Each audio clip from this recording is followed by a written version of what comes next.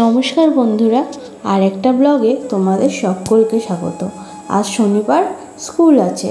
উঠে পড়েছি আজ অনেক সকালে, যেহেতু এই সপ্তাহে একদিনই ছুটি, সেই কারণে অনেকটা কাজ কিন্তু আজকে করে রাখতে হবে। দেখতেই পাচ্ছ চারিদিকটা একদম অপরিষ্কার হয়ে রয়েছে। কি করব বলো, একা হাতে যে চারিদিকটা সামলাতে পারি না। তাই সবার প্রথমে কফি বসিয়ে দিয়ে আমি একটু গরম জল খেয়ে নিচ্ছি। বর পড়াতে চলে যাবে, তাই ওকে কফি করে দেই। তারপরে দুজন মিলেই কফি নিয়ে বসে পড়েছি, কারণ এই যে সকালবেলা ও বেরিয়ে যাবে, ওর সাথে দেখা হবে সেই রাত্রি 8টায়। উৎসা ঘুম থেকে উঠে পড়েছে।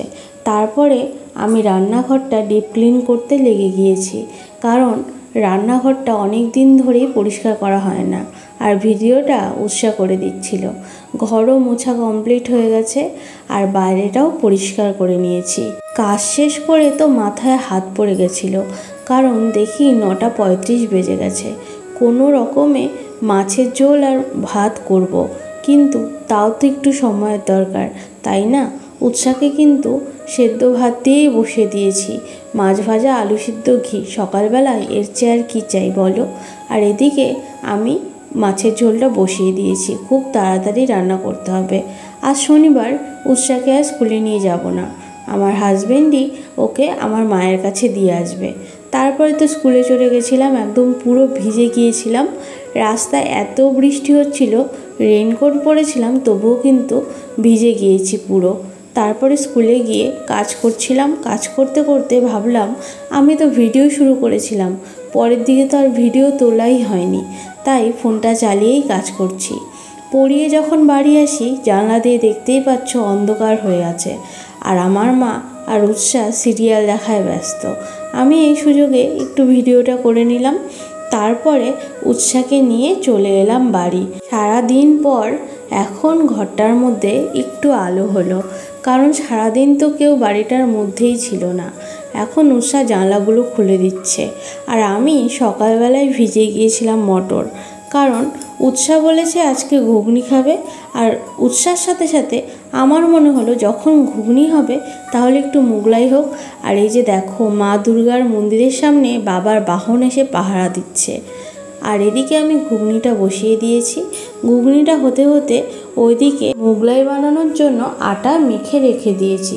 আর মটর আর আলুটা আগে থেকেই আমি একটু তেলে ভেজে নিয়েছিলাম, যাতে রান্নাটা আরও তাড়াতাড়ি হয়। ইচ্ছে তো করে অনেক কিছুই রান্না করি, কিন্তু সময়ের অভাবে হয়ে ওঠে না।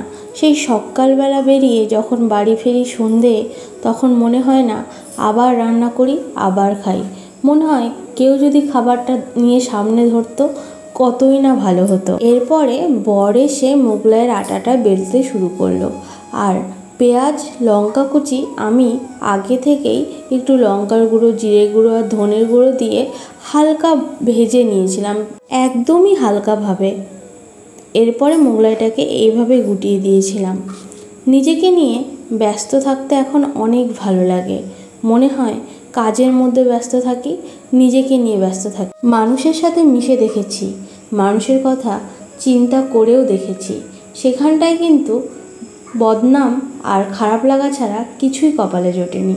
তাই এখন সব কিছুর ঊর্ধ্বে উঠে আমি নিজের কাজ নিয়ে, নিজেকে নিয়ে ব্যস্ত। যখনই হাতে একটু সময় পাই, তখনই তোমাদের সাথে আমার দৈনন্দিন কাজকর্ম শেয়ার করতে চলে আসি। দেখো, এই করতে করতে মোগলাইটা কিন্তু ভাজা হয়ে গেল। আর মোগলাই আর এই ঘুগনি, আজকে এটাই আমাদের রাতের খাবার। তোমাদের সাথে সবটা শেয়ার করলাম। কেমন লাগলো জানিও, আর ভালো লাগলে প্লিজ পাশে থেকো। ধন্যবাদ সবাইকে।